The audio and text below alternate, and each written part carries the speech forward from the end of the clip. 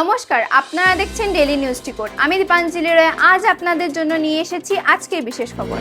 Online medicine সেলসের বিরুদ্ধে দেশ জুড়ে একটি বাদ দেখা হয়েছে, কিন্তু আসামের ফার্মেসিগুলো এটা নিয়ে দুই ভাগ হয়ে গেছে।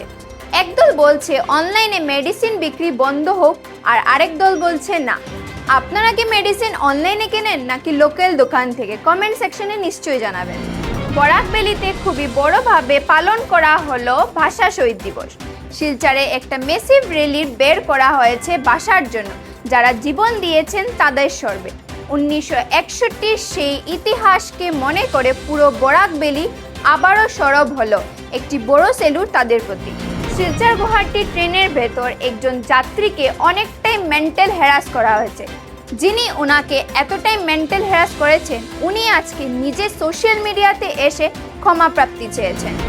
আসাম গভর্নমেন্ট তাদের ফুয়েল কস্ট 20% কমানোর আর রেভিনিউ এক্সপেন্স 10% কাটার প্ল্যান করেছে, যাতে দেশের অর্থ খরচ কম হয়।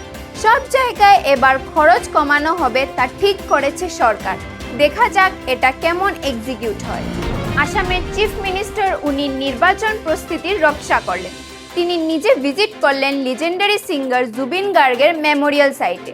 স্বর্গীয় হৃদয়দের বড় বড় শিল্পীদের এমন সম্মান দেওয়া সত্যিই মন ভালো করিয়ে দেয়। তো এটা ছিল আজকের বিশেষ খবর। আবার দেখা হবে নতুন দিনে নতুন খবরের সঙ্গে। ততক্ষণ পর্যন্ত আমাদের সাথে যুক্ত থাকুন।